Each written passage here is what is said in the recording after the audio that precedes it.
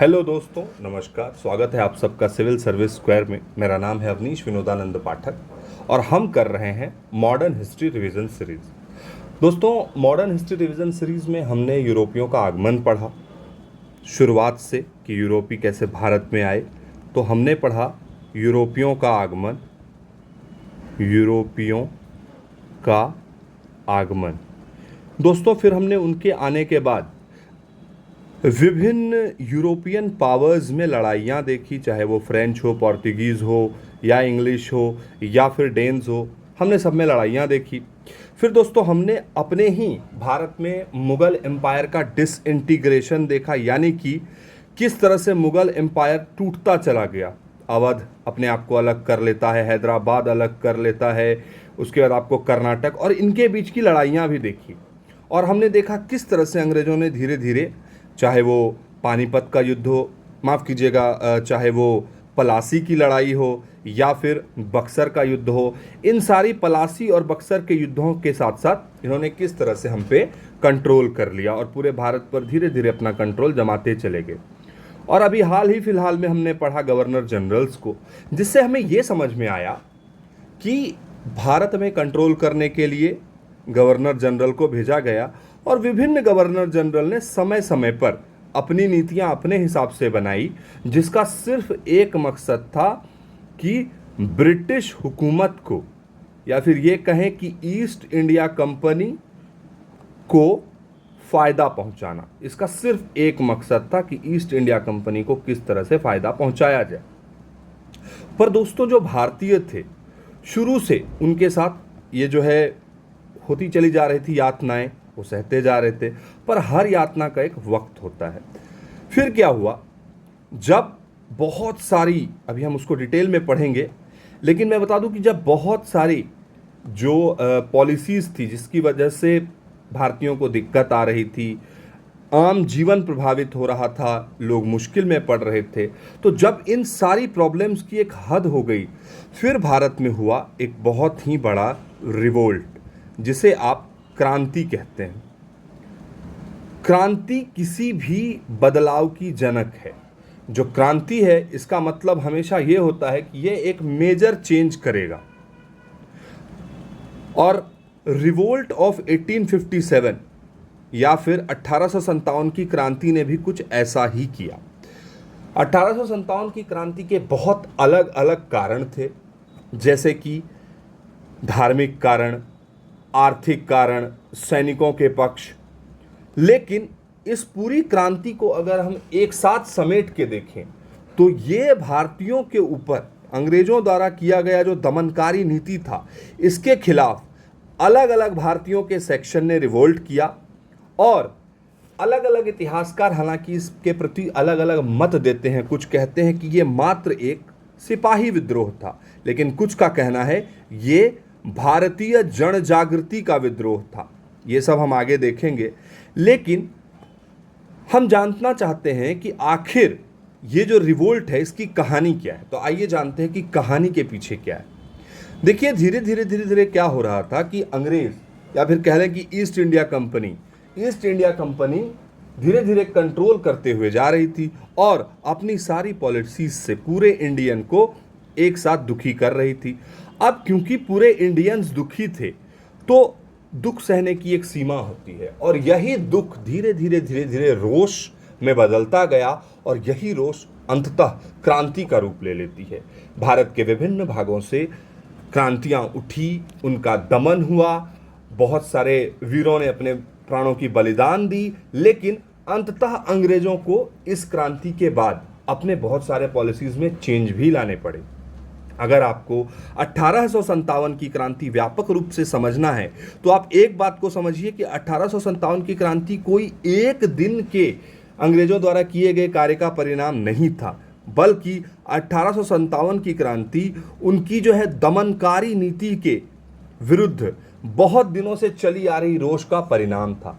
तो 1857 की क्रांति को अगर हम ऑल ओवर देखें तो ये क्रांति बहुत ही महत्वपूर्ण भूमिका निभाती है भारत के मॉडर्न हिस्ट्री या आधुनिक इतिहास में। तो आइए अब चलते हैं, हम समझते हैं इस कहानी को कि किस तरह से, किन किन कारणों से ये आंदोलन हुआ, ये आंदोलन कहाँ कहाँ हुआ, कैसे इसे दबाया गया, क्या क्या इस आंदोलन के जो परिणाम स्वरूप बदलाव करने पड़े अंग्रेज़ों को या ईस्ट इंडिया कंपनी को, या फिर किस तरह से इस आंदोलन ने अंग्रेज़ों के मन में एक भय की भावना उत्पन्न की। तो आइए चलिए शुरू करते हैं एक बार 1857 की क्रांति को।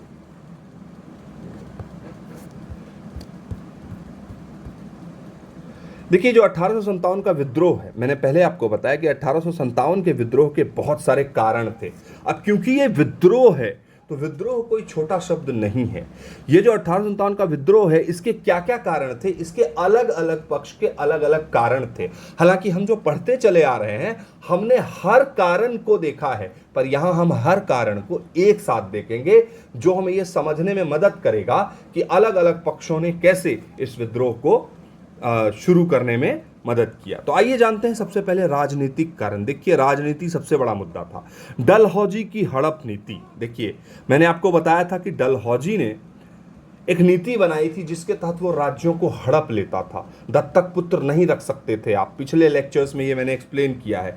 इसके तहत सभी रियासतों का अस्तित्व खतरे में पड़ गया।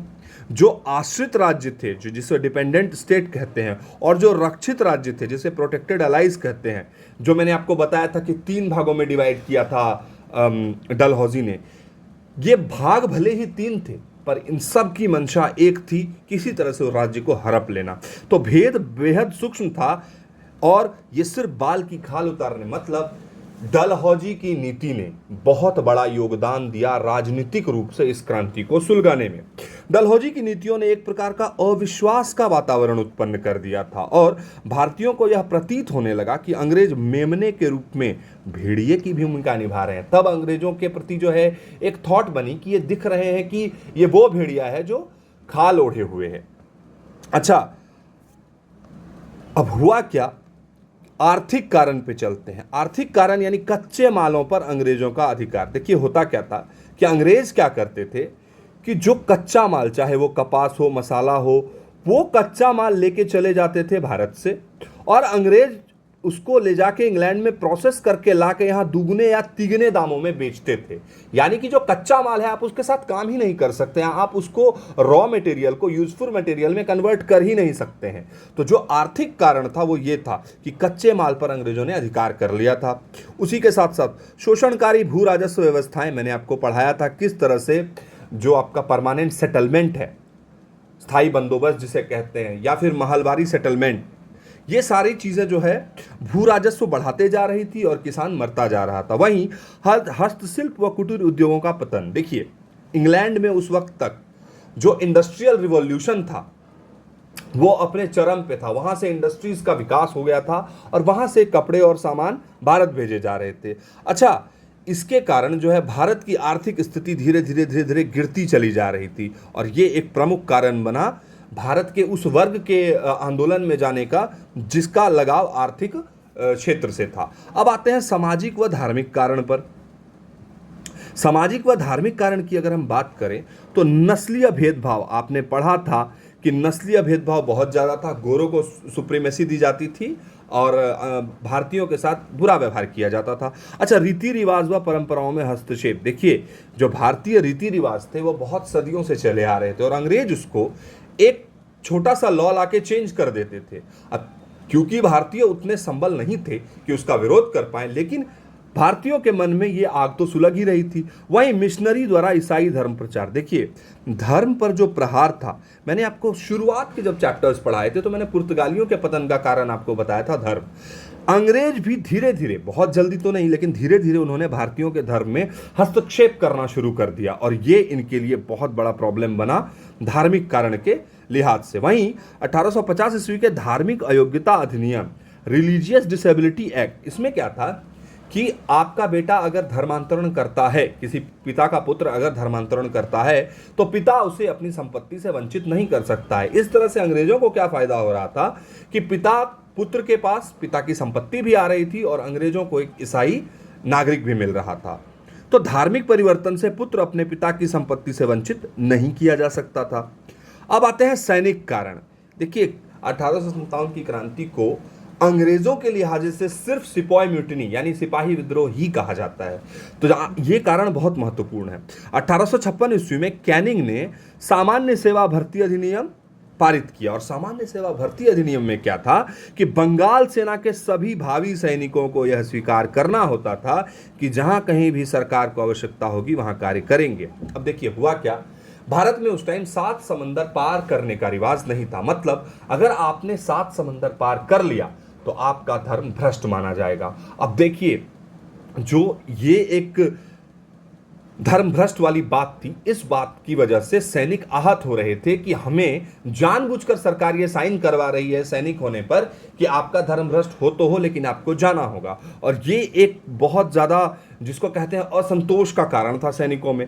वहीं अगर हम बात करें 1854 ईस्वी में डाकघर अधिनियम पारित हुआ, जिसकी वजह से सैनिकों की निःशुल्क डाक सुविधा समाप्त कर दी गई। मतलब सैनिक जो अपने घर से दूर रहते थे, जैसे बंगाल के सैनिक अगर अवध में है तो पत्राचार के माध्यम से अपने घर वालों से बात करते थे, जिसपे उन्हें पहले पैसा नहीं देना होता था, लेकिन अब उन्हें पैसा देना होता था। सिंध व पंजाब में तैनाती के समय विदेश सेवा भत्ता नहीं मिलेगा, यानी अगर आप सिंध और पंजाब में हैं तो आपको विदेश सेवा भत्ता नहीं मिलेगा। यानी कि जो एक भत्ता होता है जिसे एक्स्ट्रा मनी के रूप में देखते हैं सैनिक की, अगर हम दूर जा रहे हैं अपने क्षेत्र से तो हमें वहां पर एक्स्ट्रा पैसे मिलेंगे, वो रोक दिया गया। तो जो सैनिक थे उनके मन में असंतोष की भावना तो थी ही थी, और जो तत्कालिक कारण है ना, आप ये समझ लीजिए कि वो सैनिक असंतोष और धार्मिक कारण का मिक्स था। आइए जानते हैं कैसे।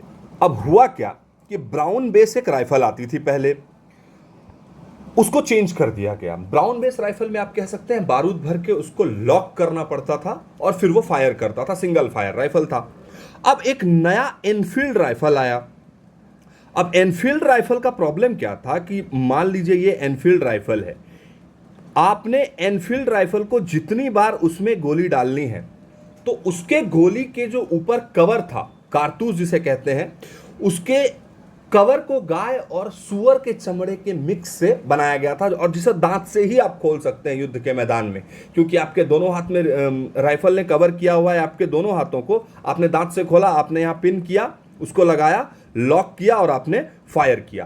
तो ये जो दांत से खोलने वाली बात थी ना, ये बहुत ज्यादा असंतुष्टि वाली बात थी, क्योंकि पता चल गया था सैनिकों को कि उसमें गाय और सुअर की चर्बी मिक्स की जा रही है। अब देखिए, भारत में जो दो मेजर वर्ग थे, एक हिंदू समुदाय, एक दूसरा मुस्लिम।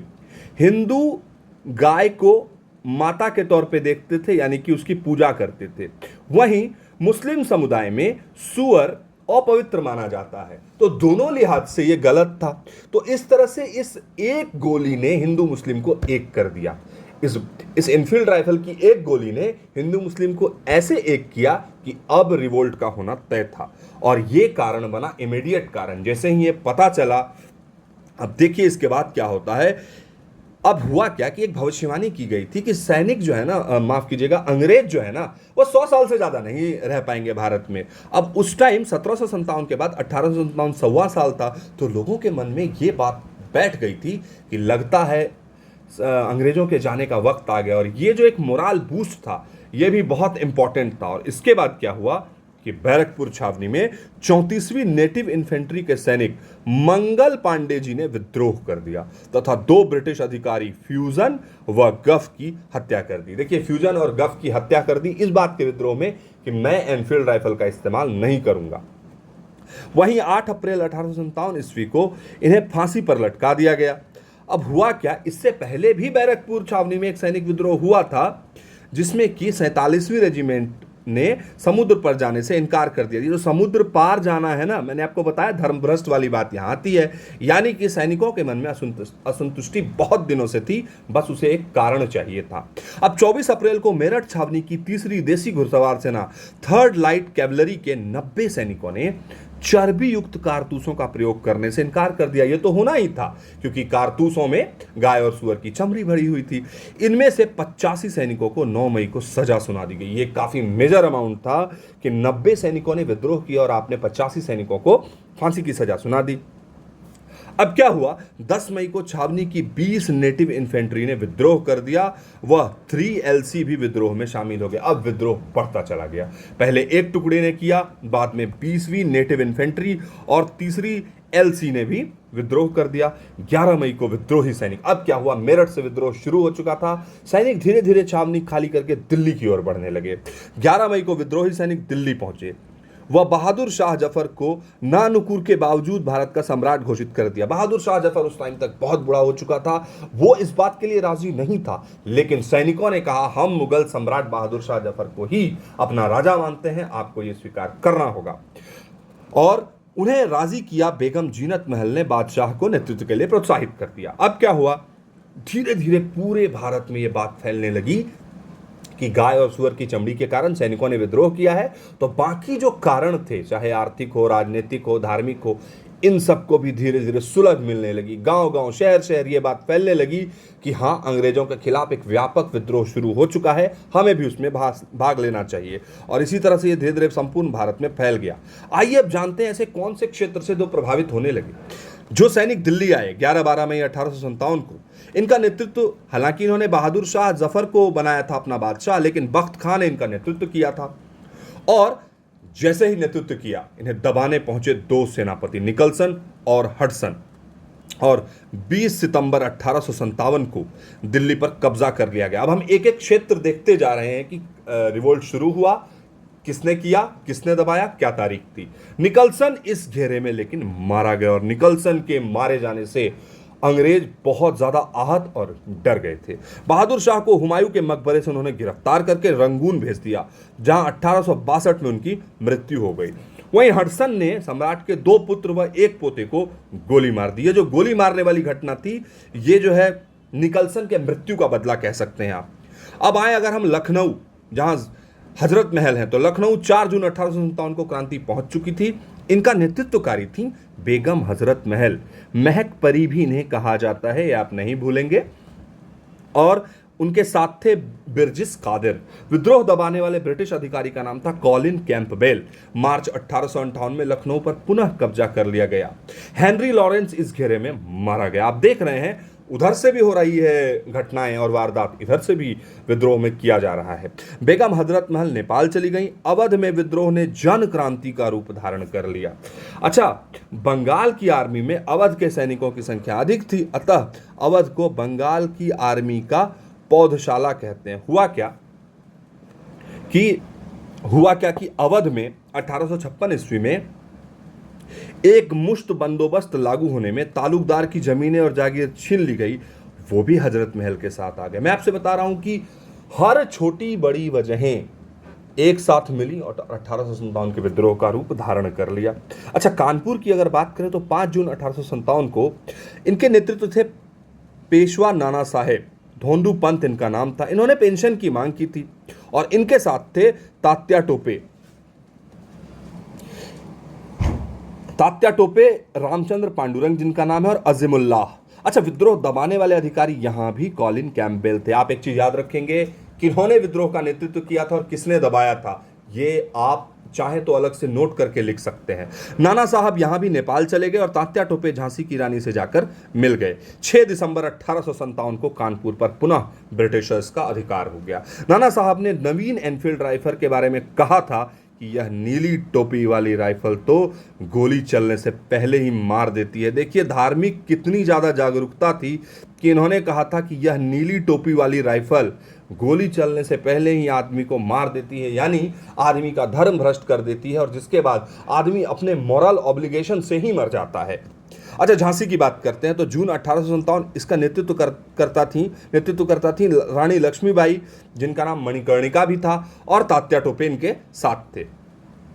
ह्यूरोज ने 3 अप्रैल 1858 को झांसी पर पुनः अधिकार। देखिए, जो ह्यूरोज था, इन्होंने झांसी की रानी के साथ युद्ध में झांसी की रानी वहां पर मारी गई थी। झांसी की रानी व तात्या टोपे ने ग्वालियर पर अधिकार किया था और सिंधिया राजभक्त बना रहा तथा आगरा में शरण ले ली। सिंधियाओं ने रिवोल्ट में सहयोग नहीं किया था भारतीयों का, और आगरा में इन्होंने शरण ले लिया था। 17 जून 1858 को रानी लक्ष्मीबाई लड़ती हुई वीरगति को प्राप्त हुई। तात्या टोपे बच निकले, परंतु अप्रैल 1859 में मान सिंह नामक सामंत ने उन्हें पकड़वा दिया और अंग्रेजों ने फांसी लगा दी शिवपुरी में 15 अप्रैल 1859 को। आप जानते हैं कि घर का भेदी लंका ढाए, उसी तरह से मान सिंह नामक सामंत जो था, फ्यूड जिसे कहते हैं, उसने पकड़वा दिया तात्या टोपे जी को। अच्छा, हीरोज ने रानी लक्ष्मीबाई के लिए एक लाइन कहा था कि भारतीय क्रांतिकारियों में यह एकमात्र मर्दानी है, क्योंकि जो रानी लक्ष्मीबाई थी ना, वो ऐसे लड़ी थी कि आज तक वीरता, अगर स्त्री वीरता की बात की जाए तो रानी लक्ष्मीबाई का ही आपको एग्जाम्पल दिया जाता है, क्योंकि रानी लक्ष्मीबाई जिस वीरता से लड़ी थी, बहुत सारे वीर उस वीरता से लड़ने की सोच मात्र से घबरा रहे थे। लॉर्ड कैनिंग ने कहा था कि यदि सिंधिया भी विद्रोह में सम्मिलित हो जाए तो मुझे कल ही बिस्तर गोल करना, मतलब यहां से निकल जाना होगा। लेकिन सिंधिया साहब ने तो संधि कर ली थी और आगरा में चुपचाप बैठे हुए थे। जगदीशपुर की बात करें दोस्तों, बिहार की, बिहार में कहते हैं बूढ़ा शेर था जो जाग गया था। बिहार में अगस्त 1857 में इनके नेतृत्व करता थे वीर कुंवर सिंह। वीर कुंवर सिंह काफी जाने माने जमींदार थे जगदीशपुर के। विद्रोह को दबाने वाले अधिकारी का नाम विलियम टेलर था, और जो वीर कुंवर सिंह को मारा नहीं गया था, उनके बाएं हाथ में गंगा नदी पार करते हुए तोप का गोला लगा, जिसके जख्म के कारण उनकी मृत्यु हो गई। लेकिन उस बूढ़े शेर ने यह साबित कर दिया था कि अगर इच्छा शक्ति हो तो उम्र कोई मायने नहीं रखता है, और अंग्रेजों को उनका नाम जुबान पर याद हो गया था, वीर कुंवर सिंह का नाम। अब चलते हैं बरेली में। बरेली में नेतृत्वकारी थे खान बहादुर खान, विंसेंट और बख्त खान यहां से विद्रोही सैनिकों को लेकर दिल्ली गए। अच्छा, विंसेंट आयर ने विद्रोह को दबा दिया था यहां।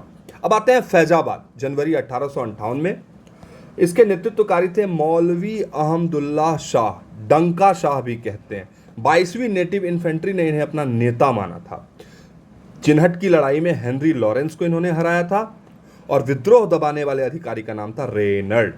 अच्छा, इलाहाबाद की अगर हम बात करें, आज का जो प्रयागराज है, उसके विद्रोही थे लियाकत अली।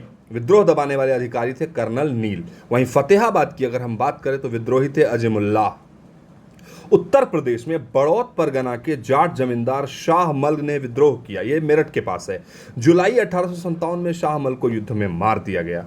छोटा नागपुर स्थित सिंहभूम के एक आदिवासी काश्तकार गोनू ने कोल आदिवासियों को लेकर विद्रोह किया। विद्रोह हर लेवल पे था। 1857 के विद्रोह के रूप में बहुत सारे मत हैं विद्रोह के संबंध में। कुछ लोग इसे सिपाही विद्रोह कहते हैं। ऑब्वियस सी बात है कि लॉरेंस व सिले, क्योंकि ये इंग्लिश इतिहासकार हैं और ये इसे छोटे से छोटा दिखाने की कोशिश करेंगे कि सिर्फ सिपाहियों ने विद्रोह किया, लेकिन आपने देखा कि सिर्फ सिपाही इस विद्रोह में शामिल नहीं थे। सभ्यता एवं बर्बरता का संघर्ष, टी.आर. होम्स, यहाँ इन महाशय ने सभ्यता अंग्रेजों को बताया और बर्बरता भारतीयों को बताया। इन्होंने तो हद ही कर दी है। इनका नाम था टी.आर. होम्स। धर्मांधों का ईसाइयों के विरुद्ध युद्ध, ये L.E.R. रीज ने ये ईसाइयों के तरफ से सोचने वाले जो थे, इन्होंने कहा कि ईसाई और धर्मांधों का युद्ध था, क्योंकि वो ईसाई धर्म को ऊपर मानते थे। लेकिन वहीं जेम्स आउटरम और विलियम टेलर कहते हैं कि अंग्रेजों के विरुद्ध हिंदू मुस्लिम षड्यंत्र था। ये जो चर्बी वाली बात थी ये उन्हें नहीं देखी, लेकिन हाँ, उन्हें यह षड्यंत्र जरूर दिखा। राष्ट्रीय विद्रोह कहते हैं बेंजामिन डिज़राइली, इनकी जो बुक है द फर्स्ट वार ऑफ, राष्ट्रीय विद्रोह कहते हैं बेंजामिन डिज़राइली, और भारत का पहला स्वतंत्रता संग्राम इसे वीर सावरकर कहते हैं, और इनकी किताब का नाम है the first war of Indian independence. ये इनकी किताब है, आप नहीं भूलेंगे, कई बार पूछा जा चुका है। अच्छा, अशोक मेहता इसे कहते हैं द ग्रेट रिबिलियन। अच्छा, न तो प्रथम, न स्वतंत्रता संग्राम तथा न राष्ट्रीय बल्कि सैनिक विद्रोह माना था R.C. मजूमदार ने। इनकी बुक का नाम है the sepoy mutiny and the revolt of 1857। देखिए, अलग अलग तरह के जो इतिहास लेखन के इतिहासकार होते हैं उनका अपना अपना मत होता है। कुछ मार्क्सवादी होते हैं, कुछ रानकियन होते हैं, कुछ नेशनलिस्ट होते हैं, तो सबके अपने अपने मत के हिसाब से यहाँ पर आप देख रहे हैं अलग अलग तरह के। कुछ आपको सबल्टर्न्स मिलेंगे, तो जो अलग अलग इतिहासकार थे अपने अपने मत दे रहे थे। अच्छा, आरंभ में सैनिक विद्रोह, परंतु बाद में धीरे धीरे राष्ट्रीय स्वतंत्रता संग्राम में तब्दील हो गया। ये कहा था S.N. सेन ने। इनकी किताब का नाम है 1857। अच्छा, इसके बाद क्या हुआ? 1 नवंबर 1858 ईस्वी को महारानी विक्टोरिया के घोषणा पत्र के अनुसार क्षेत्रों के सीमा में विस्तार की नीति त्याग दी गई, यानी सीधा सीधा जो डलहौजी की हड़प नीति थी वो बंद कर दिया गया। सारी जनता के साथ समान व्यवहार की प्रतिबद्धता जताई गई। उनको समझ में आ गया कि यह भेदभाव नहीं चलेगा। वहीं अंग्रेजी प्रजा के हत्या के दोषियों को छोड़कर शेष सभी को क्षमा कर दिया जाएगा, यानी कि जो अंग्रेज सैनिक मारे हैं जिन्होंने उन्हें माफ किया जाएगा, लेकिन जो अंग्रेजी लोगों को मारे हैं आम जनता को उन्हें माफ नहीं किया जाएगा। फिर उसके बाद आता है 1858 का भारत सरकार अधिनियम। इसके तहत ईस्ट इंडिया कंपनी से शासन लेकर ब्रिटिश क्राउन को सौंप दिया गया, यानी अब ईआईसी के जगह सीधा महारानी विक्टोरिया का कंट्रोल होगा, यानी कि ब्रिटिश क्राउन का कंट्रोल होगा भारत पे। कोर्ट ऑफ डायरेक्टर्स और बोर्ड ऑफ कंट्रोल को समाप्त कर भारत सचिव की नियुक्ति की गई। इसकी सहायता के लिए 15 सदस्यीय भारत परिषद बनाई गई और भारत परिषद का कार्यालय इंडिया हाउस, इंडिया ऑफिस कहलाता था। लंदन स्थित इस भारत परिषद के पर्चे भारत सरकार देती थी, जो इसके खर्चे थे वो भारत सरकार देती थी। अच्छा, चार्ल्स वुड पहले भारत सचिव थे, ये मैंने आपको पढ़ाया था जब मैं पढ़ा रहा था आपको गवर्नर जनरल, तो ये मैंने आपको पढ़ाया था कि जो चार्ल्स वुड थे वो पहले भारत सचिव थे। अच्छा, गवर्नर जनरल का पदनाम वायसराय यानी क्राउन का प्रतिनिधि कर गया। पहले जो गवर्नर जनरल थे, मैंने आपको बताया था कि गवर्नर जनरल को चेंज करके वायसराय कर दिया जाएगा, वो यहीं पे हुआ था। अच्छा, सैनिक सुधार के लिए पील कमीशन का गठन किया गया और सेना का पुनर्गठन विभाजन व प्रतितोलन, डिवीजन एंड काउंटर पॉइज की नीति पर किया गया। इन्होंने कुछ नहीं किया, इन्होंने संख्या घटा दी भारतीयों की। देखिए कैसे यूरोपीय सैनिकों की संख्या बढ़ा दी गई। वहीं बंगाल प्रेसिडेंसी व यूरोपीय व भारतीय सैनिकों का अनुपात 1:2, बॉम्बे व मद्रास में 1:3 कर दिया। और कुछ इतिहासकारों के अनुसार विद्रोह सुनियोजित था तथा इसके लिए 31 मई की तारीख निश्चित की गई थी। अब आप बताइए, अगर कोई विद्रोह सुनियोजित होगा तो उसे कैसे आप छोटे विद्रोह का नाम देंगे? यद्यपि यह एक बहुत बड़ा विद्रोह था। अच्छा, कमल और चपाती को इसका प्रतीक बनाया गया। इस विद्रोह का प्रतीक कमल का फूल और चपाती था। अच्छा, रंगोजी बापू व अजीमुल्लाह ने इसकी रूपरेखा, देखिए रूपरेखा भी बनाई गई थी, ऐसा नहीं था एक रैंडम विद्रोह था। 25 अगस्त 1857 को बहादुर शाह जफर के नाम से आजमगढ़ घोषणा की गई, जिसके तहत जमींदारों, व्यापारियों, सरकारी कर्मचारियों, कारीगरों व पंडित फकीरों से ब्रिटिश साम्राज्य के खिलाफ उठ खड़े होने का आह्वान भी किया गया। और अब चलते हैं कि सैयद अहमद खान की पुस्तक आई, कॉलेज ऑफ इंडियन म्यूटिनी। अच्छा, आउटरम व हैवलॉक ने लखनऊ में विद्रोह दबाने की कोशिश की थी 25 सितंबर को। द रिलीज ऑफ लखनऊ, इसके बाद लिखा गया टॉमस जोन्स बार्कर द्वारा बनाया गया चित्र है ये। और दिल्ली में विद्रोहियों ने 10 सदस्यीय समिति बनाई थी, जिसके प्रमुख जनरल बख्त खान थे। तो देखिए, जो 1857 का विद्रोह हमने अभी पढ़ा, वह एक सामान्य विद्रोह तो बिल्कुल नहीं था अगर आप भारतीयों के लिहाज से देखें। हाँ, ब्रिटिशर्स इसको अलग अलग संज्ञा दे रहे थे। और दूसरी बात, 1857 के विद्रोह में जो एग्जाम के पॉइंट ऑफ व्यू से इंपॉर्टेंट बात है वो है इसके कारण। आप सारे कारण देख चुके हैं और आप नोट भी कर लेंगे। दूसरा, प्रभावित क्षेत्र। तीसरा, कहां पर हुआ, ये तो मैंने बता दिया। तीसरा, किसके नेतृत्व में हुआ था और किसने इसका दमन किया था। ये 4 पॉइंट से विभिन्न एग्जामों में कई बार सवाल पूछा गया है और आप इन चारों पॉइंट को यथावत याद कर लेंगे। और मैं उम्मीद करता हूं कि जो कहानी मैंने आपको बताया ये आप अच्छी तरह से याद करेंगे, क्योंकि मॉडर्न हिस्ट्री में जो कह सकते हैं कि बहुत बड़ी भूमिका निभाता है 1857 का विद्रोह। तो इसी के साथ आज का ये लेक्चर हम समाप्त करते हैं। अच्छे से पढ़ते रहिए, अपना ख्याल रखिए, रिवाइज कीजिए। तब तक के लिए नमस्कार, जय हिंद।